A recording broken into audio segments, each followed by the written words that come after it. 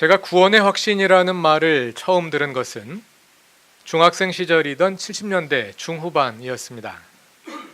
그때 중고등부 지도 선생님이 한 선교단체의 간사이셨는데요.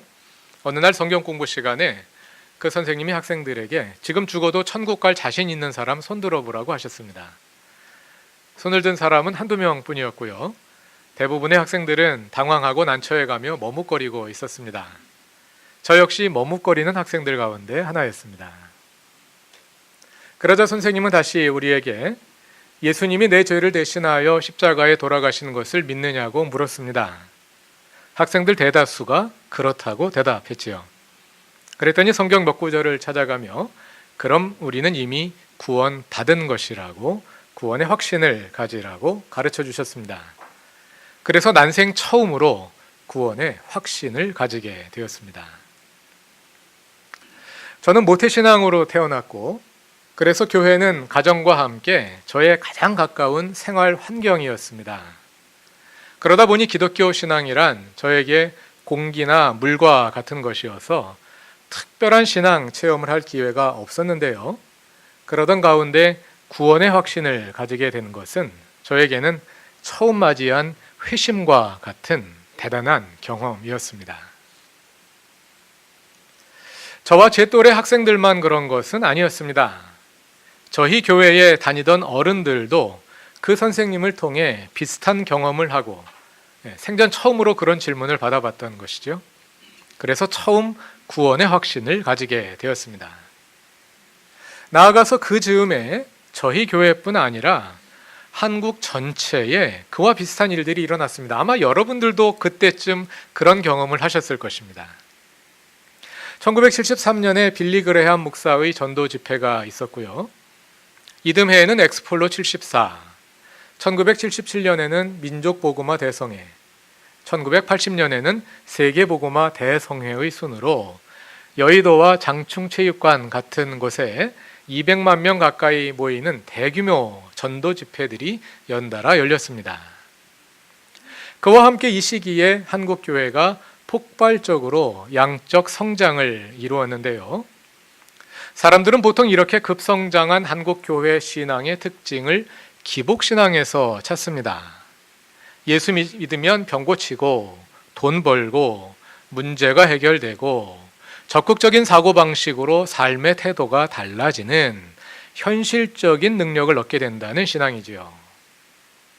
그러나 그 외에도 이 시기 이후의 한국교회의 신앙을 특징짓는 또 하나의 중요한 요소가 있다고 생각되는데요. 그것이 바로 구원의 확신입니다. 기복신앙은 무속신앙과 별 다름이 없어서 만일 기복신앙만 있었다면 이게 정말 기독교 신앙이 맞나 하는 회의가 더 강하게 일어났을 것입니다. 그러나 거기에 구원의 확신이 더해짐으로써 기독교적인 정체성을 보완해 주는 것이지요. 그래서 많은 사람들이 별 문제의식 없이 기복신앙을 기독교 신앙으로 받아들이게 된 것입니다. 다시 말하자면 1970년대 한국 교회에서 구원의 확신과 기복신앙이 서로 상승작용을 일으키며 교회의 폭발적인 성장을 이끌어냈다 할 수 있겠습니다. 구원의 확신이란 죽은 후에 천국에 갈 것이라는 확신을 말합니다. 구원의 확신의 논리는 다음과 같습니다. 우리는 모두 죽은 후에 또는 예수께서 다시 오실 때에 종말 심판의 법정에 서게 될 것입니다. 그런데 그 자리에서 우리는 죄로 인해 모두 사형 선고를 받을 수밖에 없는 처지입니다.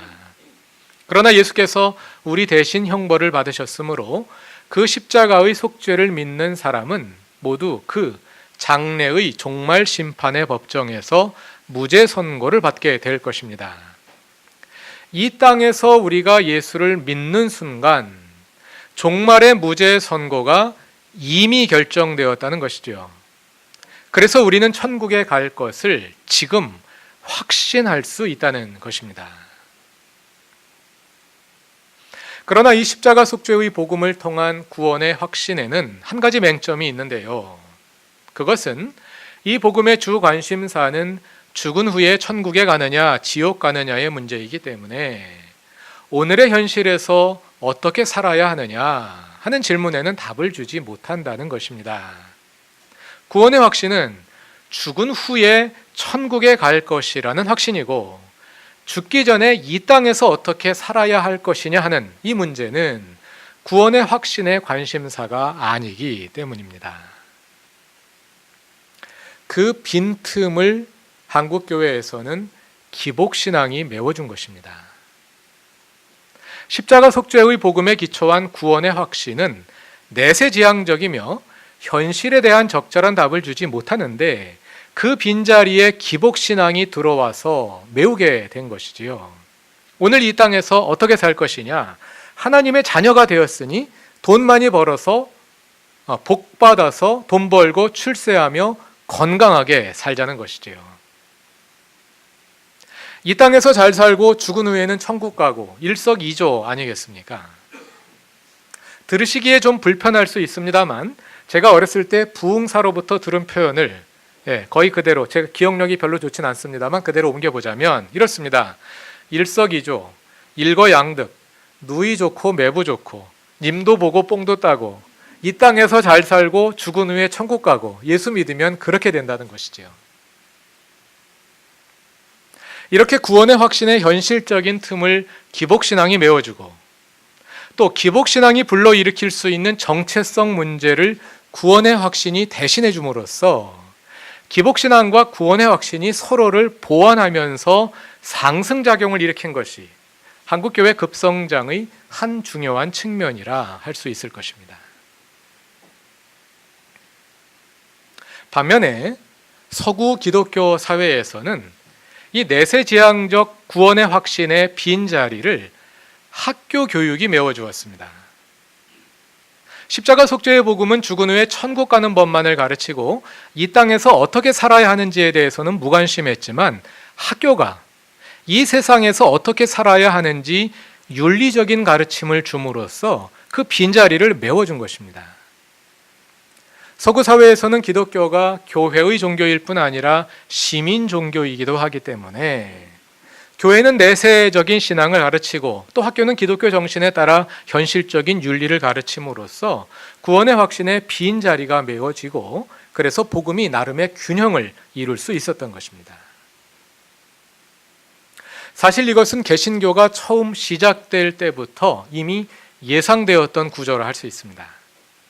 중세는 교회가 종교와 국가를 모두 지배하던 정교일치의 사회였습니다. 그러나 근세로 넘어오면서 교회와 국가의 분리가 일어나고 교회는 종교적 측면에만 주력하는 일종의 분업이 이루어지게 된 것입니다. 그래서 서구 사회에서, 교회 밖의 사회에서 보수는 보수대로, 진보는 진보대로 제각기 기독교 신앙에 입각한 사회적 가치와 그에 따른 윤리 덕목들을 개발해내었습니다.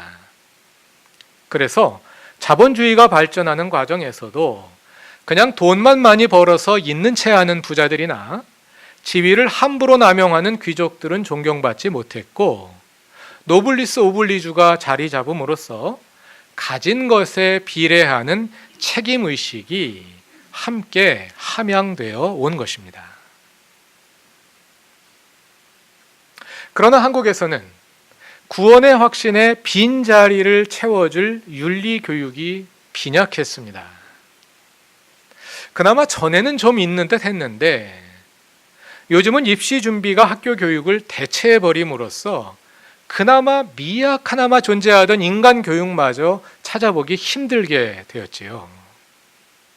그 결과 한국 사회는 윤리가 있어야 할 자리에 천박한 자본주의와 물신 숭배가 들어서고, 그래서 구원의 확신과 기복신앙이 결합된, 이름은 종교이나 실상은 매우 세속적인 기독교라는 간판을 내걸기는 했는데 이게 정말 기독교인지 잘 분간이 안 되는 이상한 종교 현상을 오늘 마주하게 된 것입니다. 이런 모든 현상은 구원의 확신이 내세의 구원만을 말하고 현실에 대해서는 적절한 답을 주지 못한다는 점과 관련이 있습니다. 과연 성경이 말하는 구원의 확신이란 그런 것일까요? 구원은 본래 내세적인 것이라서 내세에 대해 확신을 가지되 오늘 이 땅에서 어떻게 살 것이냐의 문제는 학교 교육이든 기복신앙이든 다른 무엇인가에 의존할 수밖에 없는 그런 것일까요? 우리의 구원의 확신에 가장 튼튼한 근거를 제공해 주는 성경 말씀이 바로 우리가 함께 읽고 있는 로마서 8장입니다. 로마서 8장을 마무리하는 38절과 39절은 이렇게 선언합니다. 죽음도 삶도 천사들도 권세자들도 현재 일도 장래 일도 능력도 높음도 깊음도 그 밖에 어떤 피조물도 우리를 우리 주 예수 그리스도 안에 있는 하나님의 사랑에서 끊을 수 없다고 말이지요. 그래서 우리의 구원이 확실하다는 것입니다. 그럼 그 구원의 확실성은 어떻게 결정되는 걸까요? 한번 예수를 영접했으면 그 후 어떻게 살든지 관계없이 천국이 보장되는 걸까요? 그래서 예수를 영접한 후 죽을 때까지의 삶은 우리의 구원과 아무 관계가 없는 걸까요? 그래서 구원의 확신을 가지고 난 후 이 세상에서 어떻게 살아야 할 것이냐 하는 질문에 대해서는 성경 대신 학교 교육이 답을 해주어야 한다든지 아니면 기복신앙이 그 답을 대신할 수밖에 없는 그런 것일까요? 그렇지 않습니다. 그것은 지난 몇 주간 우리가 로마서 8장을 읽으며 함께 확인해 온 바와 같습니다. 예수를 영접한 후에 이 땅에서 살아가는 우리의 삶은 결코 구원과 무관하지 않습니다. 먼저 로마서 8장 2절은 우리가 예수를 영접하고 죄의 지배로부터 해방된 것을 가리켜 생명의 성령의 법이 우리를 해방했다고 말합니다. 왜 생명의 성령의 법이라고 말할까요? 법이란 삶의 원리이지 않습니까? 여기에서 생명의 성령의 법은 우리를 죄와 죽음의 지배로부터 해방하는 원리이며 동시에 해방된 우리가 구원의 완성을 향해 나아갈 때 우리의 삶을 이끄는 삶의 원리이기도 합니다. 그러한 삶은 8장 4절에 의하면 육신을 따라 살지 않고 성령을 따라 사는 삶입니다. 5절에 의하면 성령을 따라 사는 사람은 성령에 속한 것들을 생각합니다. 그리고 13절은 분명히 선언하지요. 여러분이 육신을 따라 살면 죽을 것이라고 말이지요. 그러나 그와 반대로 성령으로 몸의 행실을 죽이면 살 것이라고 말이지요. 구원의 확신은 이렇게 성령에 속한 것들을 생각하며 성령으로 몸의 행실을 죽이며 성령에 이끌려 살아가는 사람들에게 주어지는 것입니다. 그리고 이어서 14절은 우리로 하여금 누가 하나님의 자녀인지 다시 생각하게 합니다. 누가 하나님의 자녀일까요? 예수를 영접한 사람? 맞습니다. 그러나 거기에서 끝나지 않습니다.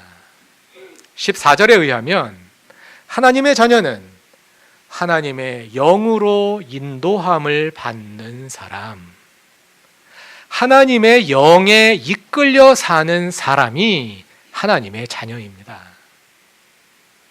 예수를 영접했느냐로 끝나지 않고 그 이후 어떤 삶을 살아가느냐에 따라서 우리가 하나님의 자녀인지 아닌지가 판가름 난다는 것입니다. 그리고 17절은 이 질문에 대해 다시 한번 답을 합니다. 누가 하나님의 자녀, 하나님의 상속자일까요? 다 같이 17절을 읽어봅시다. 자녀이면 상속자이기도 합니다. 우리가 그리스도와 함께 영광을 받으려고 그와 함께 고난을 받으면 우리는 하나님이 정하신 상속자요 그리스도와 더불어 공동 상속자입니다. 우리가 그리스도와 함께 영광을 받으려고 그와 함께 고난을 받으면, 조건문입니다. 그런데 여기에 사용된 헬라어 구문은 그런지 안 그런지 잘 모를 때 사용하는 그런 조건문이 아니라 그런 것을 이미 알고 있을 때 사용하는 조건문입니다. 이것과 비슷한 구문이 예수님이 광야에서 40일간 금식하신 후에 시험 받으시는 장면에서 등장합니다. 사탄이 예수께 내가 만일 하나님의 아들이라면 이 돌더러 떡이 되라고 말해봐라, 이렇게 시험하지요. 여기서 사탄은 이미 예수가 하나님의 아들이라는 것을 알고 있습니다.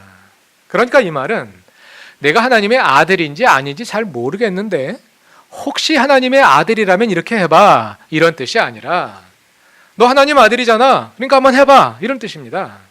내가 하나님의 아들이라면 한번 해봐, 이런 거죠. 예수님으로 하여금 하나님의 아들의 권한을 남용하게 만들려 하는 것입니다. 마찬가지로 로마서 8장 17절의 조건문은 이미 알고 있는 사실을 전제로 하는 것입니다. 다시 말해서 이미 고난받고 있는 우리의 현실을 전제하고 하는 말입니다. 우리가 그와 함께 고난을 받고 있으므로, 이런 의미인 것이죠. 파라오의 질서가 여전히 지배하는 현실에서 우리가 하나님의 주 되심을 이루며 살아가고자 한다면 고난이 따르지 않을 수 없는데, 우리가 지금 바로 그러한 고난의 직면에 있음을 볼 때 우리가 하나님의 상속자임이 분명하다는 것입니다. 로마서 8장은 그러한 고난, 즉 하나님의 주 되심을 이루기 위한 고난 가운데 있는 성도들에게 주시는 구원의 확신의 말씀입니다. 그런데 여기에서 중요한 것은 고난 그 자체가 아닙니다. 고난받는 사람은 다 하나님의 자녀이고 고난 안 받는 사람은 하나님의 자녀가 아니다, 이런 논리가 아닙니다. 중요한 것은 우리가 고난을 받는 이유가 무엇이냐 하는 것입니다. 우리는 무엇을 위해 고난을 당하고 있는 걸까요? 17절 두 번째 문장이 이렇게 말합니다.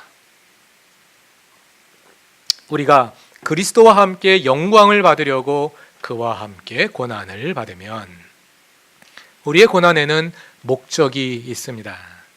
그 목적이란 바로 그리스도와 함께 받는 영광, 즉 종말에 이루어질 구원의 완성입니다. 그 구원의 완성을 바라보며 우리는 오늘의 고난을 감내하는 것입니다. 그리고 바로 이어지는 18절은 이렇게 말합니다. 18절을 다 같이 읽어봅시다. 현재 우리가 겪는 고난은 장차 우리에게 나타날 영광의 견주면 아무것도 아니라고 나는 생각합니다. 우리는 고난을 이겨낼 수 있습니다. 왜냐하면 현재 우리가 겪는 고난은 장차 우리에게 나타날 영광의 견주면 아무것도 아니기 때문입니다. 직역하자면 현재의 고난은 장차 우리에게 계시될 영광과 비교할 만한 가치가 없기 때문입니다. 장차 나타날 영광을 바라보며 오늘의 고난을 감내하는 것, 그것이 그리스도인의 삶입니다. 그럼 무엇이 고난일까요? 큰 고난이 있습니다. 예수를 따라 사랑과 정의를 행하며 살고자 할 때 부닥치게 되는 시련이나 불이익이 고난입니다. 수백억 매출을 내던 회사가 부도를 당하는 현실에서도 주님의 정의를 따라 순진하고 정직하게 대처함으로 고난에 직면할 수 있습니다. 사회에서 일하면서 다가오는 수많은 불의한 타협의 귀로에서 꾸준히 정의를 선택함으로써 이어지는 작은 불이익들을 감내낼 수도 있습니다. 그러나 우리는 장래의 영광을 바라보며 오늘의 고난을 이겨냅니다. 인사 경쟁에서 정당한 방법을 선택함으로써 패배를 택할 수도 있습니다. 돈과 명성이 있는 자리를 일부러 포기하고 가난하고 소박한 삶을 선택할 수도 있습니다. 그러나 고난이라는 것이 꼭 이렇게 거창하기만 한 것은 아니지요. 어려운 사람을 돕기 위해 나의 소유의 일부를 떼어내는 것, 그것도 고난입니다. 바쁜 시간을 할애하여 사랑을 실천할 수도 있습니다. 장차 예수와 함께 누릴 영광을 바라보며 오늘의 작은 손해를 감수하는 것입니다. 그뿐 아니지요. 내가 옳고 상대방이 그름에도 불구하고 내가 싸움에서 져주는 것도 예수를 위해 선택하는 고난입니다. 열마디를 퍼부어 내 분노를 풀 수도 있지만 꾹 참고 침묵함으로써 평화를 이루는 것도 내가 예수를 위해 선택할 수 있는 일입니다. 사랑함으로 고난을 감내하는 것이죠. 우리 정장로님이 가끔 이기선 목사님 살아계실 때 하신 말씀을 인용하시는데요. 이를 악물고 사랑하라 하는 말씀입니다. 예수는 내가 믿고 복은 네가 받는다. 네, 이런 거죠. 네, 연습 많이 했는데 잘 안 되네요. 사랑하려면 고통이 따르기 마련입니다. 사랑의 고난을 감내하십시오. 그 고난이 우리의 그리스도인으로서의 정체성을 지켜줄 것입니다. 기복이 아니라 고난입니다. 예수는 내가 믿고 복은 내가 받는 것입니다. 이 땅에서 잘 되는 것이 그리스도인의 정체성을 증명하는 것이 아니라 예수와 함께 누릴 영광을 바라보며 오늘의 고난을 감내할 때 그 고난이 우리가 하나님의 자녀임을 입증해 주는 것입니다. 또한 이 고난은 그리스도인들뿐 아니라 모든 인류가 공유하고 있는 육체적 존재의 유한성으로 인한 것이기도 합니다. 창세기의 창조 이야기는 인류의 죽을 수밖에 없는 운명이 타락의 결과로 온 것이라 말하죠. 그것은 지난 주일에 살펴본 대로 로마서 8장 18절 이하에 서술되어 있는 피조물의 탄식과 관련된 것이기도 합니다. 21절은 피조물도 썩어짐의 종살이에서 고난하고 있다고 말하지요. 여기에서 피조물의 썩어짐은 우리의 육체적 죽음에 상응하는 것입니다. 우리의 몸이 늙고 병들므로 인해 겪게 되는 고통과 연결되는 것입니다. 그 고통 역시 그리스도와 더불어 누리는 영광을 향해 나아가는 우리의 인생을 특징 짓는 것입니다. 그러므로 몸이 늙어서 연약하다 하여 절망하지 마십시오. 병들어 힘이 들다 하여 좌절하지 마십시오. 그럴 때 더욱 장래의 영광을 바라보십시오. 그럴 때 더더욱 주님과 함께 누릴 영광의 자유를 소망하십시오. 그리고 그 소망 속에서 구원을 경험하며 살아가십시오. 그래서 24절이 이렇게 선언하는 것입니다. 우리는 이 소망으로 구원을 얻었습니다. 우리는 이 소망으로 구원을 얻었습니다. 오늘 설교의 제목이 구원의 확신인데요. 우리의 구원이 확실함을 말하는 로마서 8장 28절 이하의 내용은 다음 설교에서 자세히 읽어보려 합니다. 오늘은 그 앞에 나오는 26절과 27절의 말씀을 조금만 더 살펴보고 설교를 마무리하고자 합니다.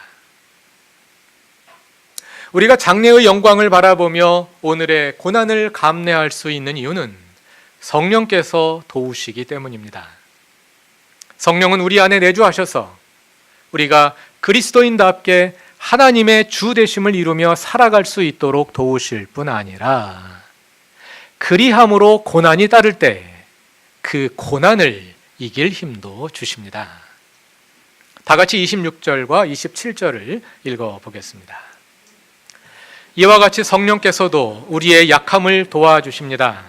우리는 어떻게 기도해야 할지도 알지 못하지만 성령께서 친히 이루 다 말할 수 없는 탄식으로 우리를 대신하여 간구하여 주십니다. 사람의 마음을 꿰뚫어 보시는 하나님께서는 성령의 생각이 어떠한지를 아십니다.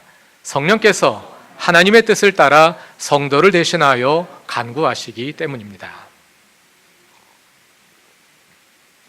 성령께서 우리의 약함을 도와주십니다. 우리는 어떻게 기도해야 할지도 알지 못하지만 성령께서 말할 수 없는 탄식으로 우리를 대신하여 간구해 주십니다. 말할 수 없는 탄식으로, 이 구절은 바로 앞에 나오는 구절들로부터 나온 귀결절인데요. 특히 22절과 23절에 주목할 필요가 있습니다. 22절은 모든 피조물이 이제까지 함께 신음하고 있다고 말하지요. 그리고 23절 마지막 부분은 우리 역시 신음하고 있다고 말합니다. 모든 피조물이 신음하고 있고 우리도 신음하고 있습니다. 여기에 나오는 신음이라는 말이 26절에 나오는 탄식이라는 말과 헬라어로 같은 말입니다. 한 번은 동사로 쓰이고 한 번은 동사에 접두어가 붙어서 쓰이고 한 번은 명사로 쓰이고 이런 차이가 있을 뿐 같은 말입니다. 말하자면 바로 그 신음을, 피조물과 인간의 탄식을 성령께서 듣고 계시다는 것입니다. 더 정확하게 말하자면 우리 안에 내주하시는 성령께서 우리의 그 고통을 자신의 고통으로 겪으시며 우리와 함께 탄식하신다는 것입니다. 우리와 함께 신음하고 계시다는 것입니다. 그 성령께서 친히 말할 수 없는 탄식으로 우리를 대신하여 간구해 주십니다. 그리고 하나님은 성령과 일체이신 분이시기 때문에 말하지 않아도 그 탄식을 알고 계십니다. 그 탄식의 고통을 함께 느끼고 계십니다. 왜냐하면 그것은 바로 하나님 자신의 탄식이기도 하기 때문입니다. 자식이 아플 때 부모도 아픈 것처럼 우리가 아플 때 하나님도 아프십니다.